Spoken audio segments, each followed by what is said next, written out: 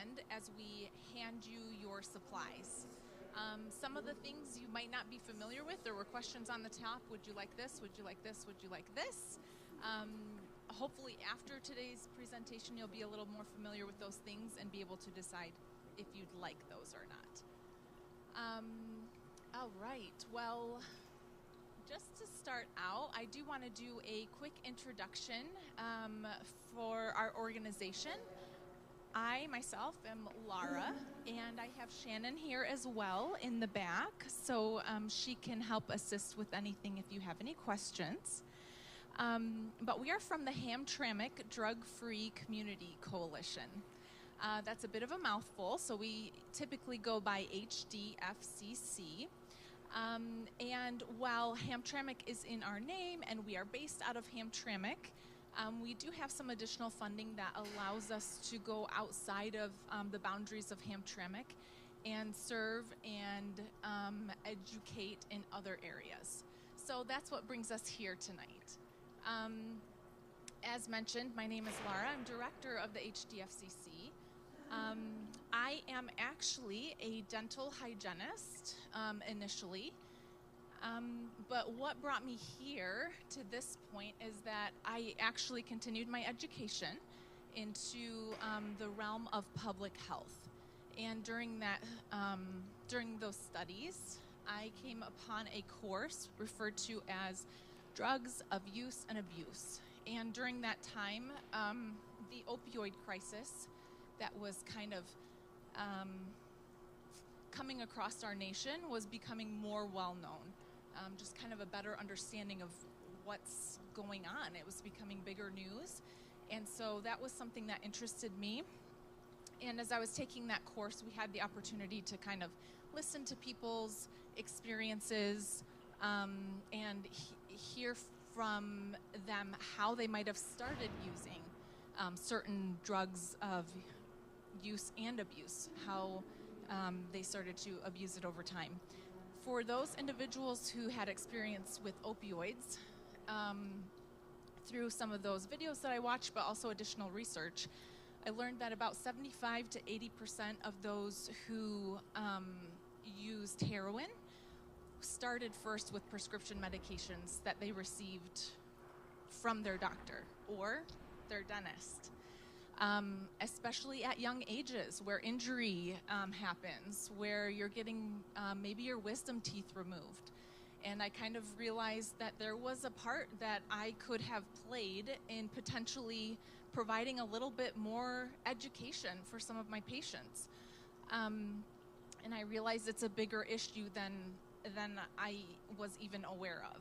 And so that's kind of what piqued my interest in this position and what I do now. And it's what I do more full-time now. While I do still practice dental hygiene, this is what I do because I care so much about it and recognizing and understanding what the opioid crisis is in not just the nation, but in Michigan and in our own communities.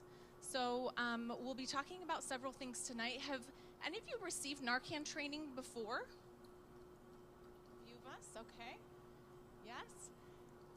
So I hope that some of the information is interesting. I find it's always good to, get a refresher. Some of it will be probably information you've already heard. Hopefully some things are new and just good reminders for you. For those who have not received that training before, I do want to start out by mentioning that Narcan is a name brand medication. Naloxone is the medication, but Narcan is that name brand. So if I use those terms interchangeably, they're going to mean the same thing. I'm referring to the same medication. So what we'll be talking about tonight, we're going to just try to get a better understanding of what opioids are, how they work in the body. Then we're going to be talking about just getting a better understanding of the crisis, specifically in Michigan, numbers and statistics, and kind of seeing what that's done over the past 2 decades. Understanding and being able to recognize what an overdose is and what it looks like. And then being able to recognize in what cases you'll need to use naloxone and how to use it. And then, of course, what's going to be in your kit. So if you were unaware, after tonight's training, you'll be eligible to go home with a free kit, and again, some other items if you'd like as well. So we'll just get a better understanding of what exactly is in your kit, so you'll know how to use that.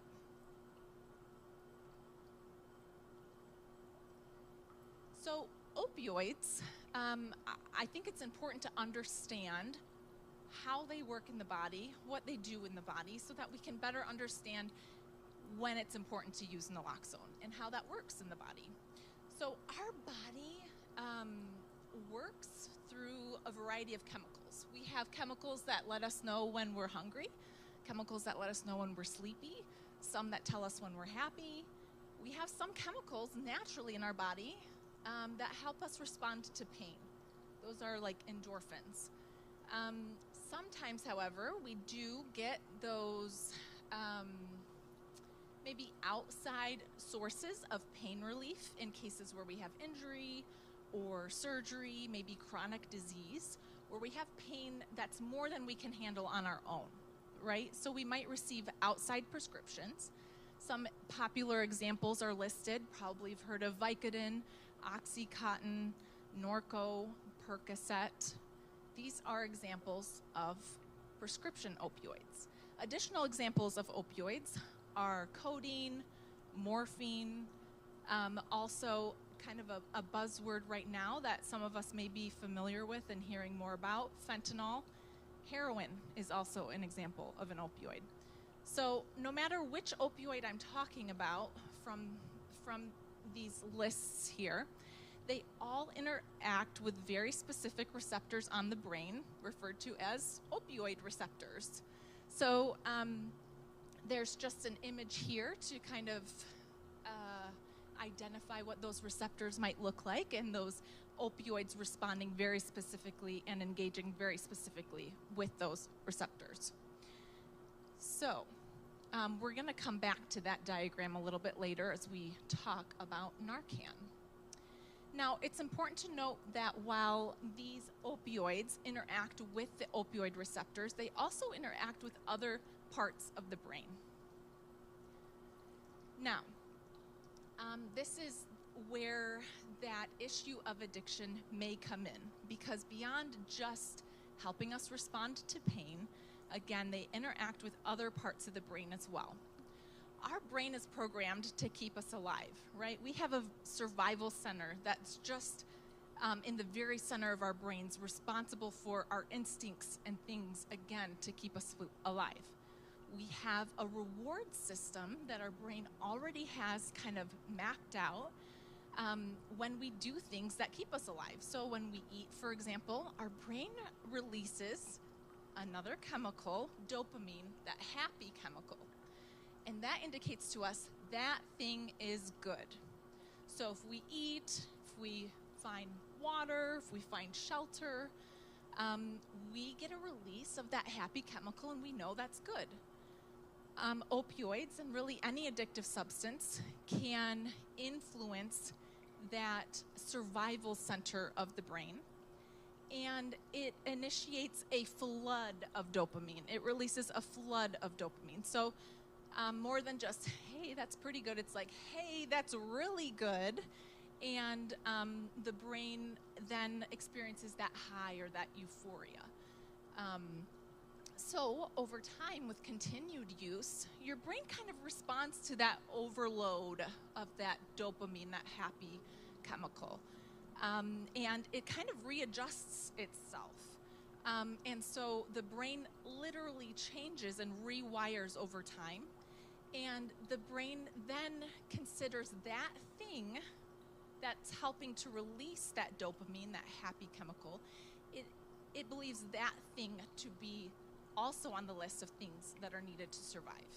So beyond just our water and just our food and our shelter, it is now on the list, but not just anywhere on the list, it is number one on the list. So I share that. You do not necessarily need to know this part to know how to use Narcan. But I do share that because if you are in a case where you might need to use Narcan, I find that it is beneficial to have a little bit of an understanding of what that individual might be going through and the support that might be needed afterwards, because it's going to be a little bit more than just saying, well, why did you do that? Or can't you just stop? When you understand what the brain is actually experiencing, that can help us understand that individual and their experience a little bit better. So what has addiction and use of opioids kind of led to in Michigan? So this here is a diagram that represents opioid-related deaths in Michigan over the past couple of decades. So the bars represent total opioid-related deaths in that year throughout the whole state. Now, it is also divided, and you see a little bit of a representation of specific types of opioids that may have caused those deaths.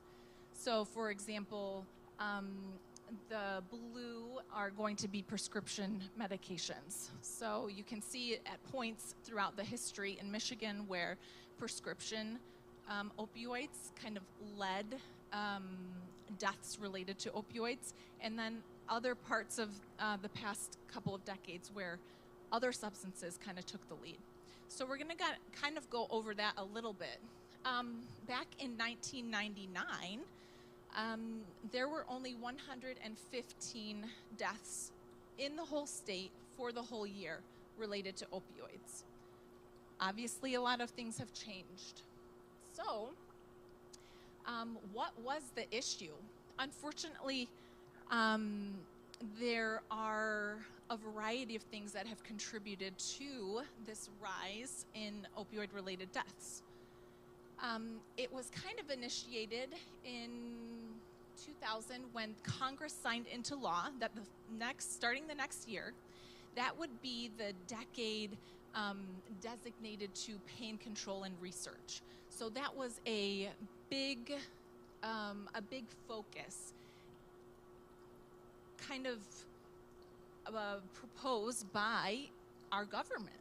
So, which was a fair focus to have, because prior to that time, I mean, for hundreds of years, we've known about opioids being an issue, being addictive, and we really didn't have a lot of options for helping to manage pain. If any of you have lived with pain for a period of time, you know that quality of life is absolutely affected. And so to not have options is also a problem. So we did know that we had to do something. We had to try to respond to pain, right? So it is a valiant effort to be looking into how to manage pain and options for that. So, but with that focus, some other things kind of took place as well. With that focus that was promoted by the government, the Joint Commission, which is an accrediting organization that accredits healthcare facilities, so really any healthcare facility. We're talking hospitals, outpatient surgery centers, really any type of healthcare organization wants to be accredited by this Joint Commission. If you're accredited facility, you are going to have a better reputation, right? So there are goals to be accredited and certified, certainly. Well, with their accreditation process, they then included that pain must be assessed in all patients. So that was a new standard that was included. That wasn't included before. And with the accreditation process, you have to live up to a lot of standards. And this was one of them that was included. So again, a focus on managing pain, assessing pain. During this time, that's when it became very popular. You probably still see these faces, but the Wong-Baker faces were implemented so that individuals could respond, even if they maybe had a language barrier or there was an issue with age or just communication issues of any kind, they could still at least maybe point somewhere here and utilize this diagram to express their pain level. So this became very popular as well. All the while, pharmaceutical companies also recognize that there is this focus on pain management. So OxyContin, who was created by Purdue Pharma, and I will just say that this company has nothing to do with Purdue University, but they are referred to as Purdue Pharma. They had, at this point in 2002, they had been on the market already for 6 years. In their first year, only doing a few hundred prescriptions, but after this real focus on pain, just a few years later, they're seeing over 14 million prescriptions going out of their product.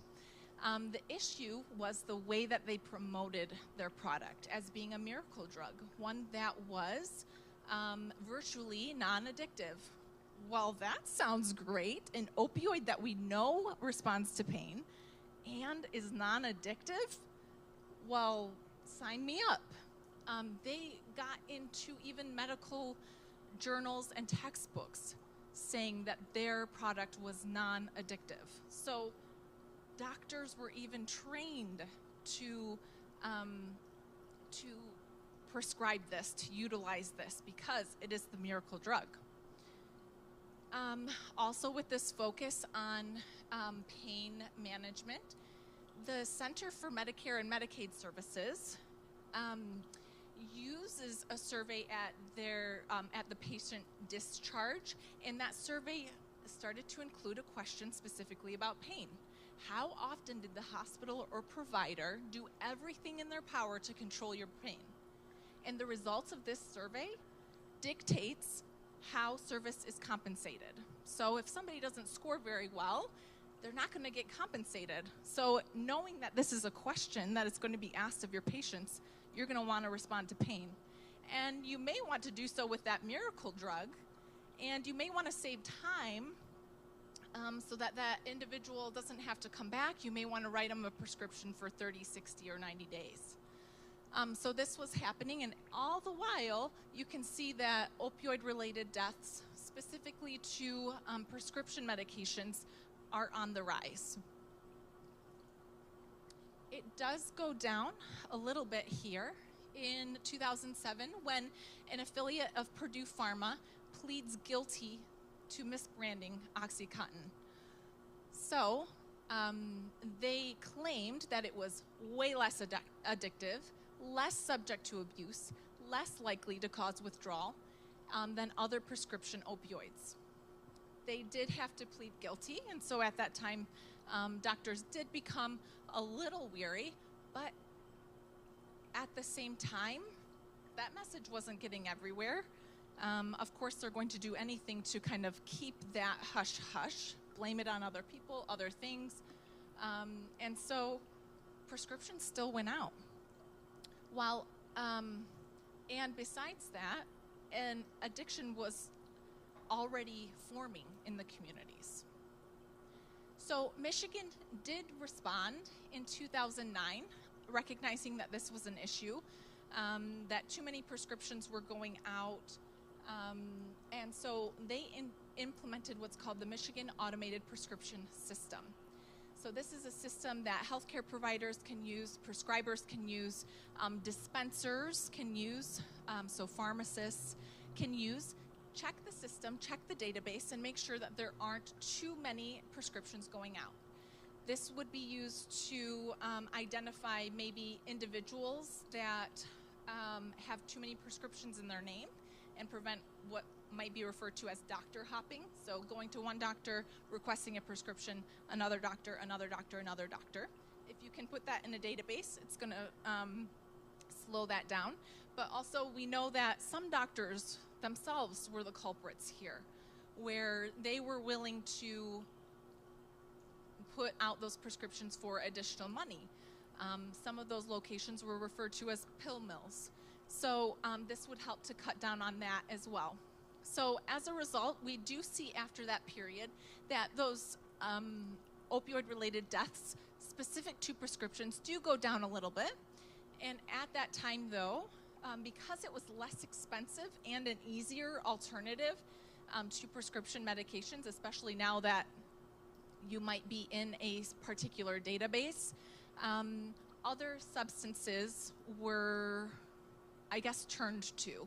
And so during that period, you also see a rise in deaths related to heroin, which is the orange there, which continued to increase and take the lead in 2013 and a few years after that.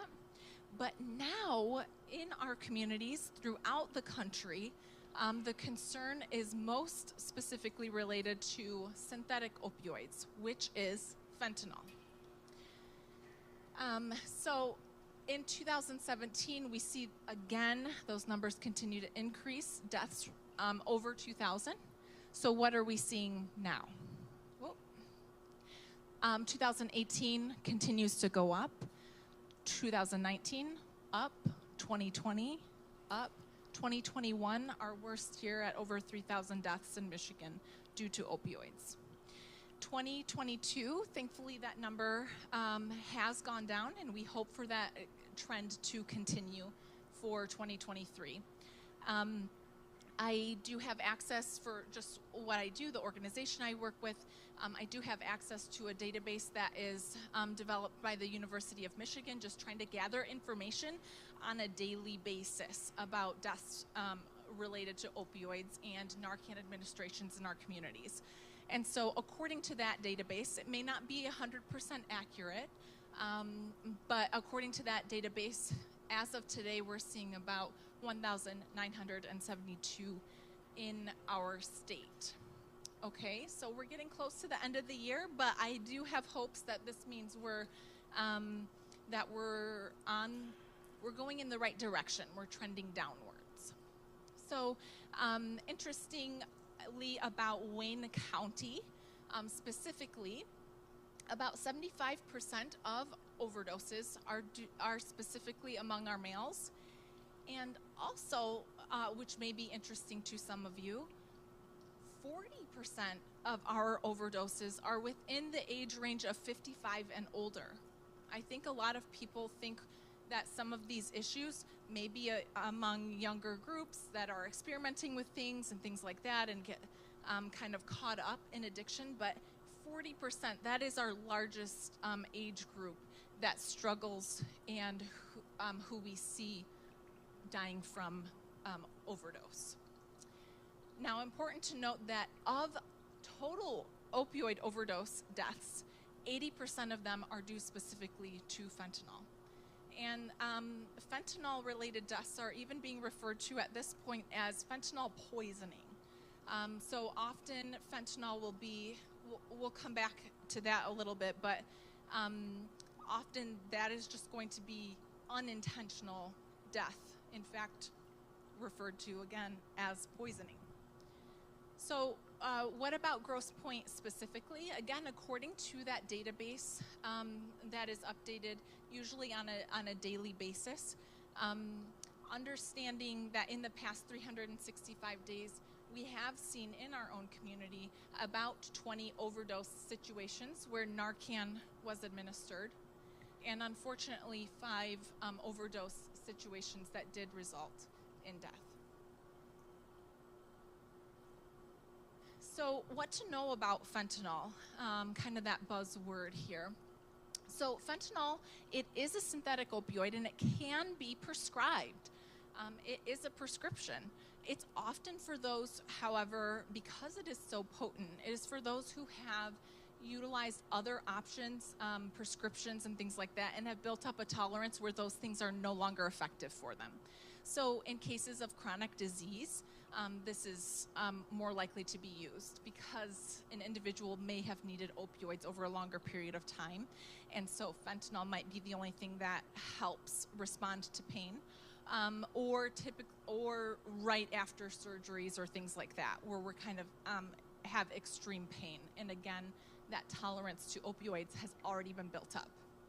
So While it can be a prescription medication, it can also be produced illegally and manufactured in garages, basements, labs, things like that, and used to bulk up street product. Because it's so potent, it is known to get the individual higher, and so they're known then for having the good stuff. As a result, it's also more addictive. So when one wonders, well, why would you use something so potent in your product? Again, it's very inexpensive, a way to get somebody higher and being known for having the good stuff, but also it keeps that individual coming back. It is also found, unfortunately, in other substances, laced into a variety of other substances. So that would include cocaine, even marijuana. Not a concern with legal avenues of purchasing marijuana, but more of a concern for the illegal avenues.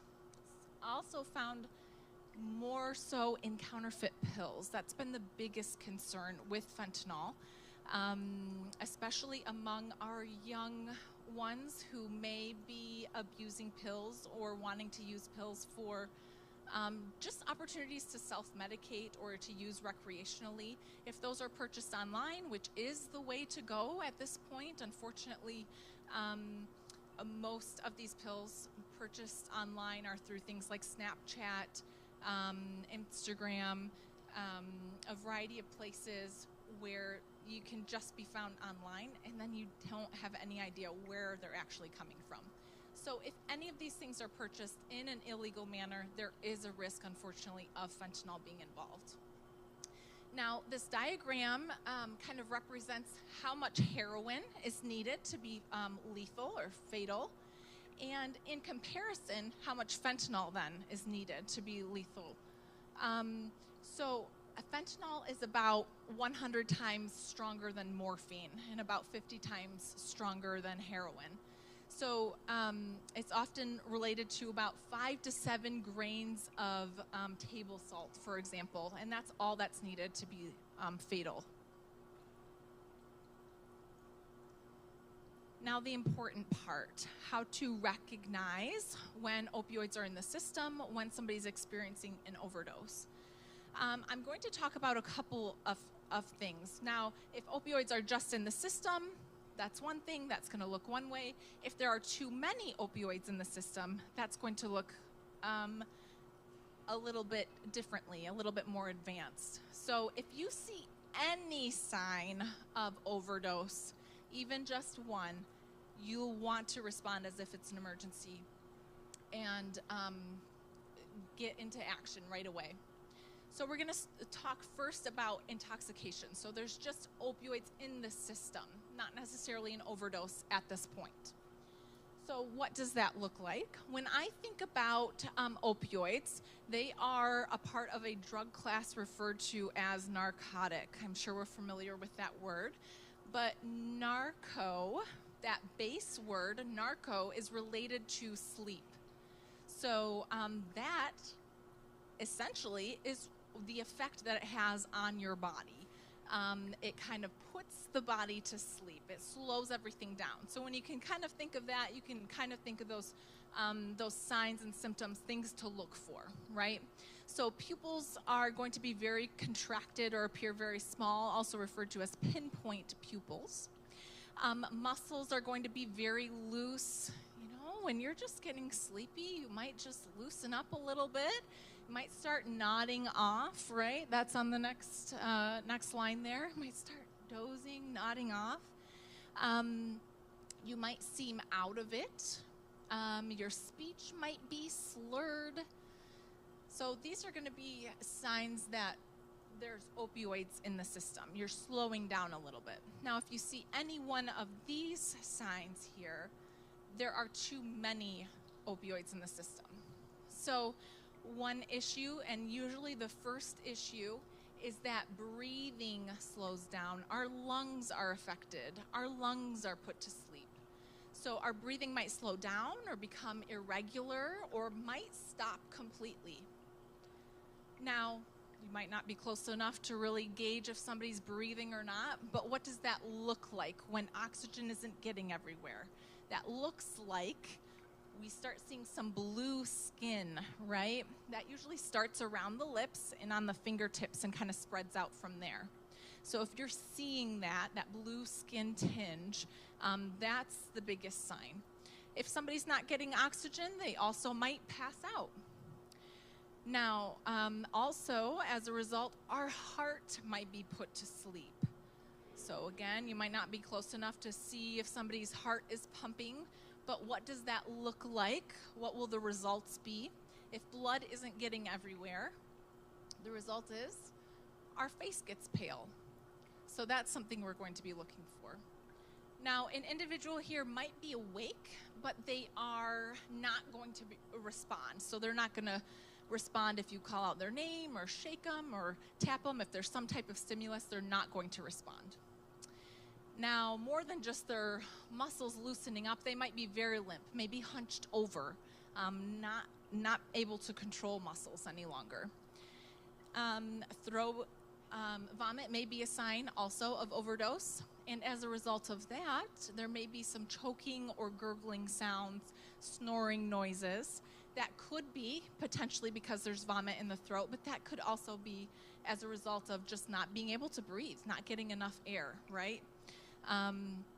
So we definitely don't want to take that one lightly. Many of us probably know or know of somebody who snores, right? That's a breathing issue. I know I grew up with a snorer, and so that seems almost like a normal thing. We definitely don't want to take that one lightly. Unfortunately, we have heard of a case where a father left his son as he was going for work. His son was sleeping on the couch. Son was snoring, didn't think much of it as he was leaving because it was still early enough. He can sleep in if he wants. Unfortunately, that father had forgotten something, came back shortly after, and that snoring was the sign that he was in overdose, that it was an emergency situation. So I definitely don't say that to scare anyone, but again, to just not take that lightly, especially if you happen to know that you live with somebody who struggles with this type of addiction. Just something to be aware of. Now, overdose will typically happen 1 to 3 hours after use. However, in some cases, and this is becoming more common, where it can happen a lot sooner. So in cases where that more potent opioid is involved, like fentanyl, for example. Otherwise, if we're using a combination of substances, that can speed up that overdose process, specifically with alcohol in the system. When I was talking about what opioids do to the body, or what opioid intoxication looked like, that sounded a lot like alcohol intoxication, right? Slurred speech, slowing down, kind of nodding off. So if you think about what alcohol does to the body, that it does very similar things. It slows the body down, and so do opioids. So if you combine those things, that's going to start that process a lot quicker. So similarly with benzodiazepines. Benzodiazepines are like anti-anxiety medications. Those are used to kind of calm you down, right? Do similar things to the body. So using that in combination will speed up that overdose process. I'm going to come back to xylazine in just a moment, but having that in the system along with opioids, again, does the same thing. It's going to speed up that process, unfortunately. Now, because the body builds up tolerance over time to opioids, an individual may need to use a little bit more over time to get similar effects. And so sometimes it can be hard to gauge at what point it's going to be, what is going to be the tipping point. And so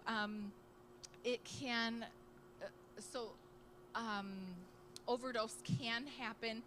Sometimes it's going to be unintentional often for that individual, where they're just trying to get a little bit more of the experience. And so they might use just a little bit more than before, and it might be just a little bit too much. This can be a big problem if an individual has gone a long period of time without using any substances. So in cases after incarceration or after rehabilitation, for example, if their body has kind of normalized itself, they used to have a tolerance that when they have a break away from the opioids, their body kind of reverts back to their original.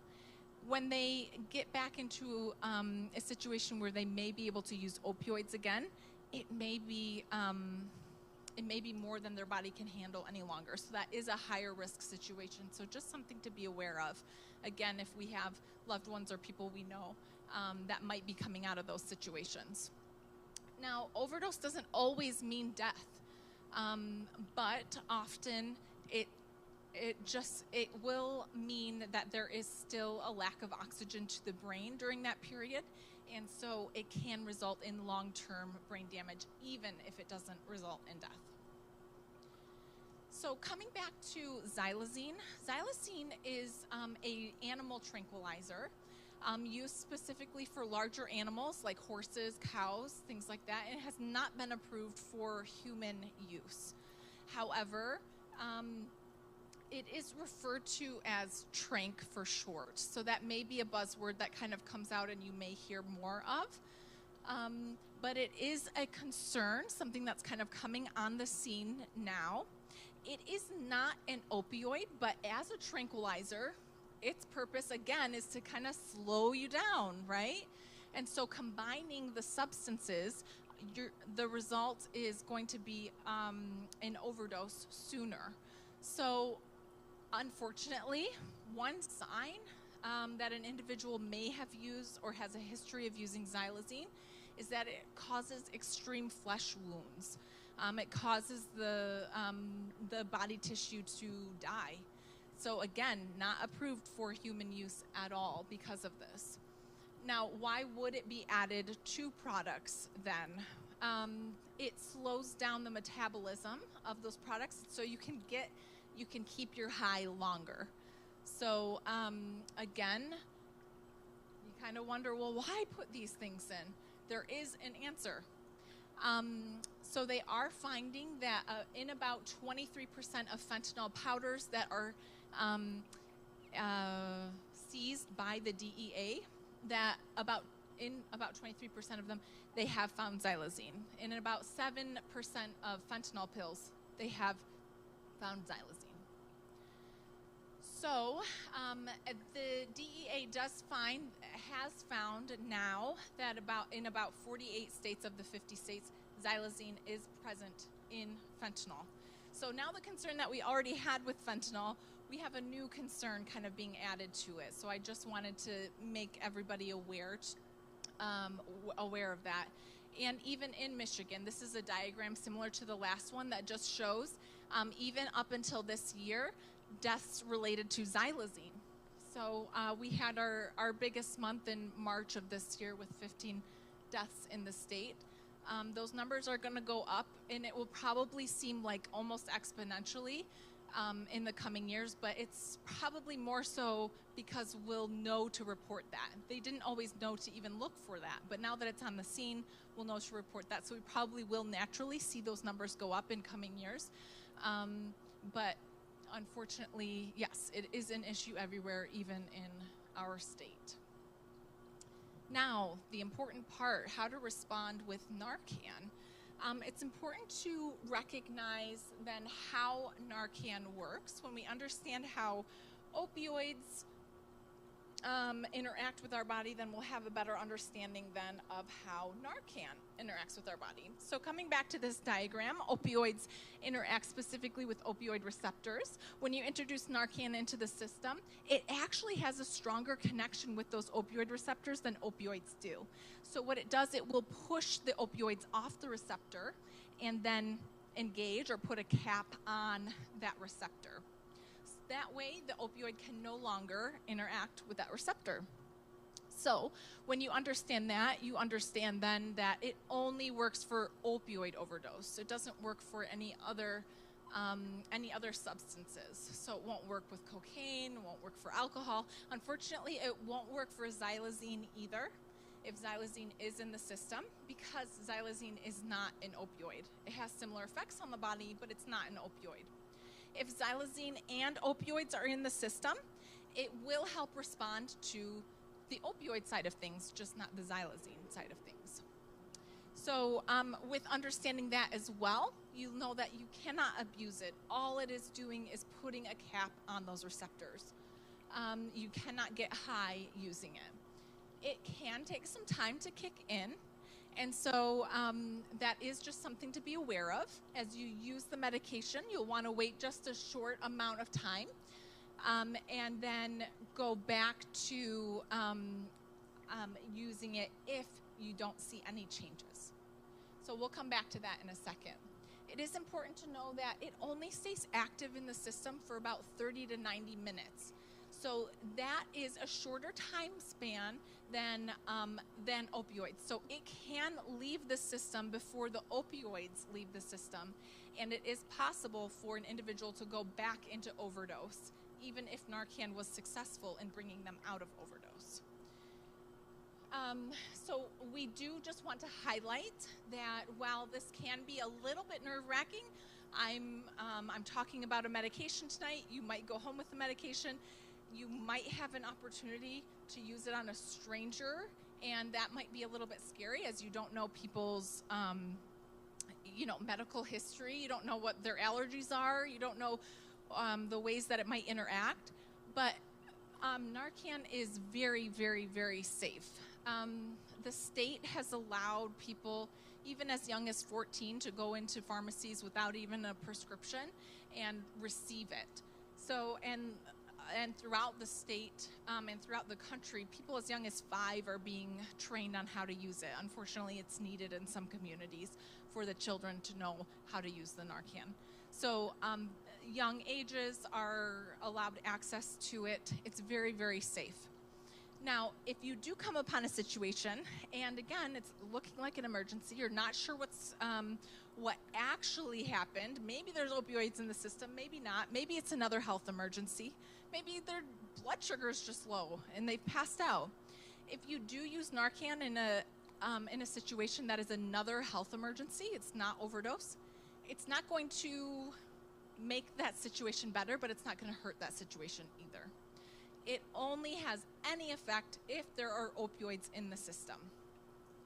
So if something does happen to go wrong in a case where you use a Narcan, there is a Michigan Good Samaritan law that actually covers you in case, again, if anything were to go wrong. So there is a little bit more information about that at our table here. And so if you request a little bit or want to know a little bit more information about that, that is available to you. Now, how to use it. Your kit is going to come with with 2 doses of Narcan. There will be a box, and inside the box there will be 2 cartridges. That's in a little bit of a packaging like this. So you'll just take it out of the packaging, and inside of that you'll have a nasal spray. So very easy to use. So you'll see there, it is a spray.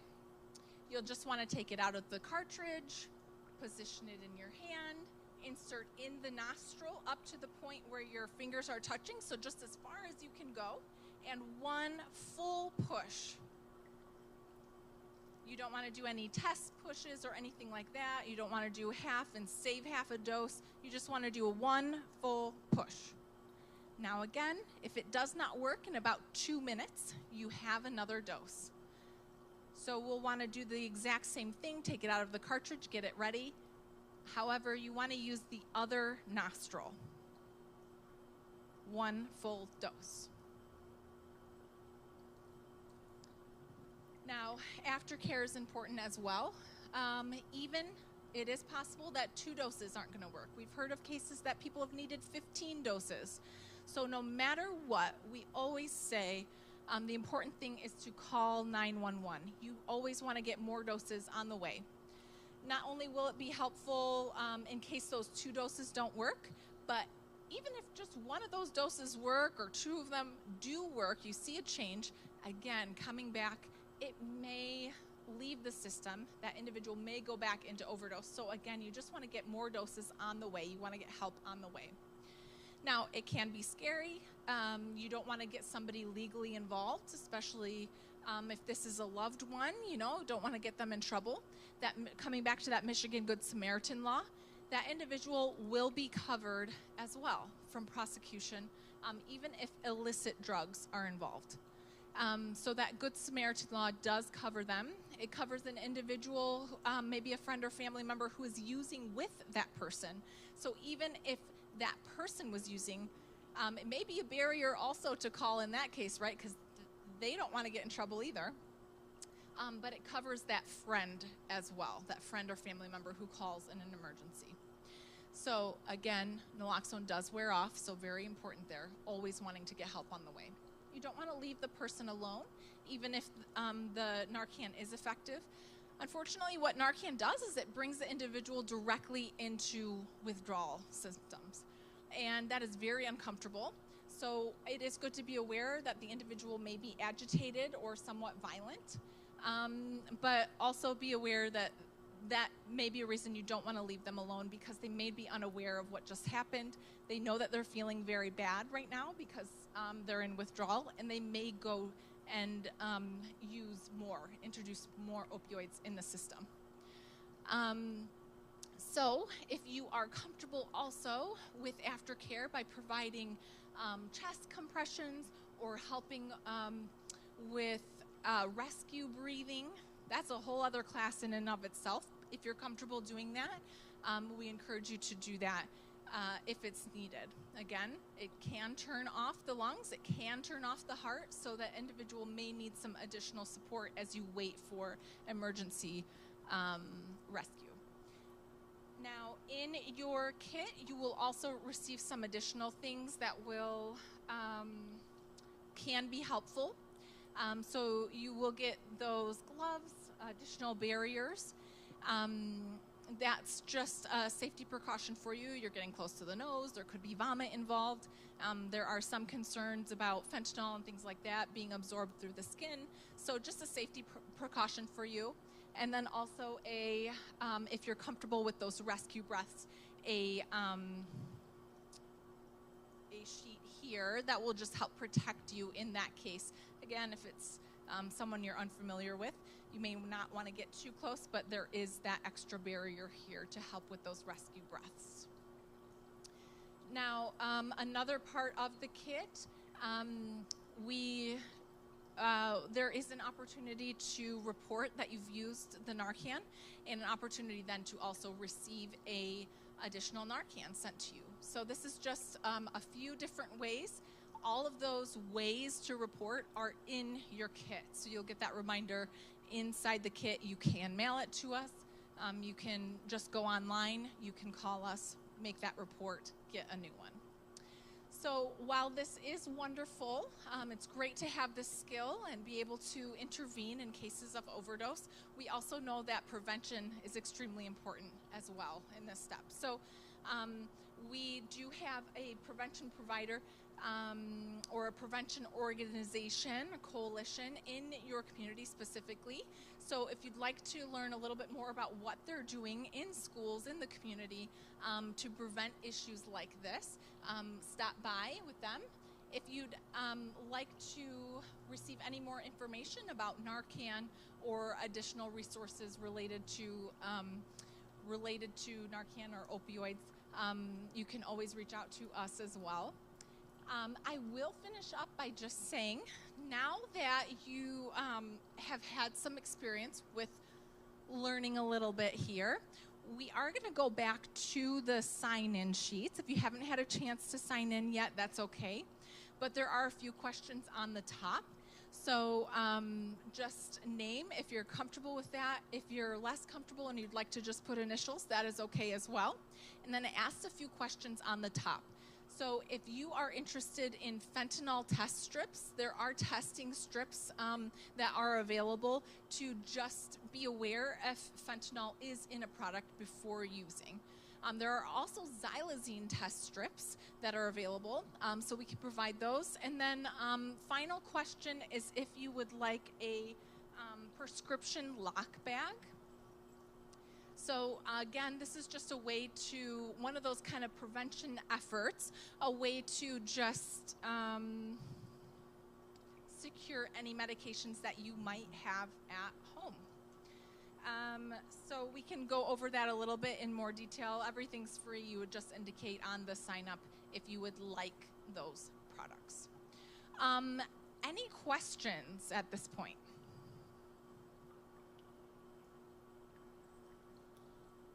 Yes, in the back.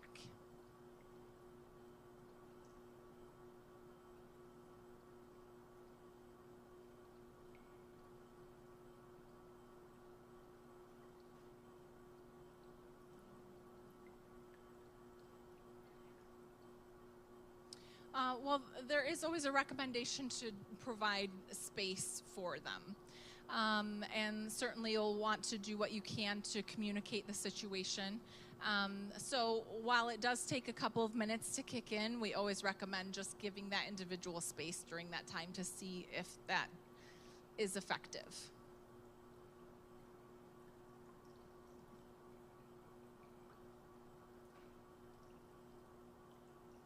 Yes, so each one of those nasal sprays has one dose in it. So you'll just want to use the whole thing, but each of you will go home with 2 doses. Yeah, did you have a question? No? Question here? Yeah. They do expire. I want to say, I'll have to check this batch, but I want to say I was just giving some away last week, and it was August of 2025. So it has about 1.5 years. Yeah, yeah.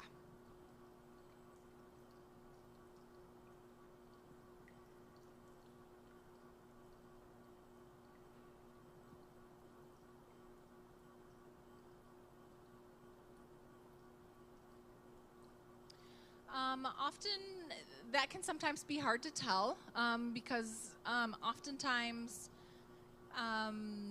if somebody's receiving a product, while they may receive it from somebody that they are familiar with and they might trust, often it goes through 13 other hands before that individual.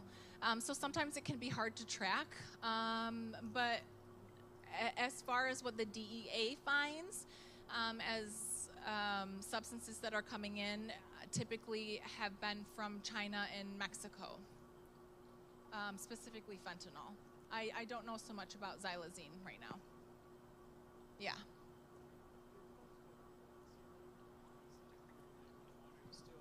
Do you still have the protections of all the legal protections of taking someone directly to the emergency room, or would you not recommend that? Oh, I would say absolutely. Yep. You can definitely take them in and still be protected. Yes. Yeah.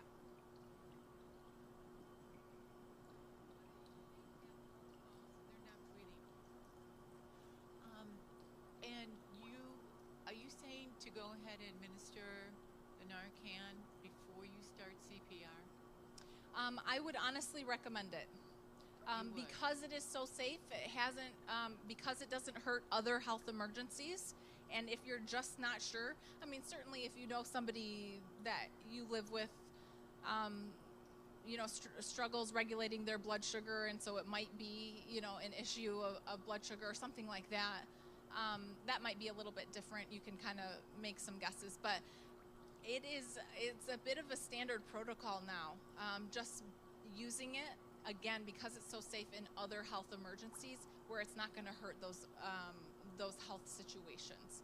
So go ahead and use it, because if it is opioids, we'll want to get that head start in reversing that. Unfortunately, the longer you go without oxygen, just the more damage it causes to the brain, to the body. So we want to do anything we can to get oxygen back. So if that's maybe doing a Narcan right away, we'll want to do that. Is it something that you can keep in your car and won't be impacted by the cold or the heat? Great question, and I wish I could say yes, but I can't. Unfortunately, there are recommendations. to the temperature that you should store it in. And Michigan weather is not great because we can get really hot and we can get really cold.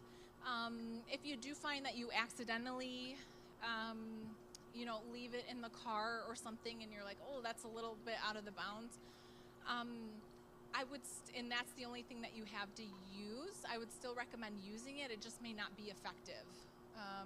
So that's the issue. It doesn't necessarily get damaged. It's just that it becomes ineffective. Well, can you okay for a half hour, but an hour, 2 hours? I don't know. I don't know as much about the time frame. I'm sure there's research that has been done on that. I did look into if it's been frozen, so if it's gotten to a point where it's been frozen, so an extended period of time, right? Or maybe it doesn't have to be too long in our Michigan winters, but if it does get frozen, you just have to wait for it to thaw, and that's an issue. So it just won't work or spray at that point. But they have done research to see, is it still effective after it thaws? They have found that it can still be effective after it thaws, but there is that issue of having to wait for it to thaw out. Yeah. Yes.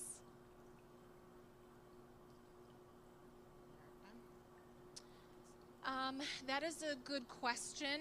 The issue, one reason that they recommend you being like a little conservative and doing a dose and then waiting a couple of minutes and doing a dose and waiting a couple of minutes is because the more doses that you give them, the more and more they go into withdrawal and the more and more uncomfortable that is for the individual.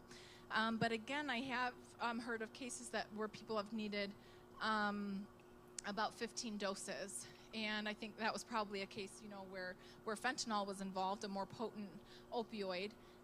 So as far as I know right now, I might need to do a little bit more research, but I don't think that there's a maximum beyond just wanting to do the least amount to make them the least uncomfortable. But in my book, maybe I shouldn't say this to everybody, but my thought is I'd prefer them to be uncomfortable than the alternative. So, and again, we know 15 works, so I'd say you're still okay at 15. And then I don't know if there's something higher than that we'd want to avoid, but usually, you're not going to have 15 on hand, so it's going to be, emergency personnel that are going to be finishing that response for you. Yeah. So in the kit, you'll have the spray that you'll have. Does it work twice? So one spray is one dose, and you'll Okay. want to push it all the way to get Gotcha, that full okay. dose. So if somebody needs, that right away you call 911, and Yes. they'll be there in a few minutes, and that should save their life. We hope, absolutely, yes. Until they get there, then they can administer more if they need it. They can go to the 15 or whatever. Yes. Okay. Yep. So, yes, and you'll still just only want to wait a couple of minutes, just minimal amount of time, because again, the longer we go without oxygen, the more damaging it can be. So, yes, if you get that one dose going, get 911 there, you'll just want to wait a couple of minutes, get that second dose in there and see if there's... Laura, if I administer just one dose, do I put it back to the case and wait for, is good for one dose a month from now, a year from now, or? Nope, it's just one use. So anytime you use that one dose, use that cartridge, it's just the one-time use. I see.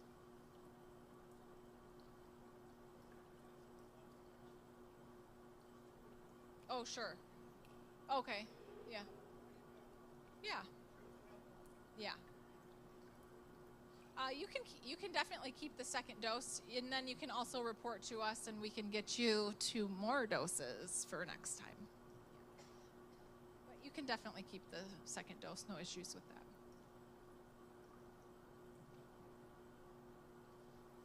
Okay. All right. We will go ahead. My colleague and I will be at the back with our sign-in sheets. So if you did sign in, we'll find your name and you can answer some of those additional questions if you'd like any additional products, if you'd like the Narcan kit. You do not have to go home with the Narcan kit if you don't want one. but that is available to you. And then,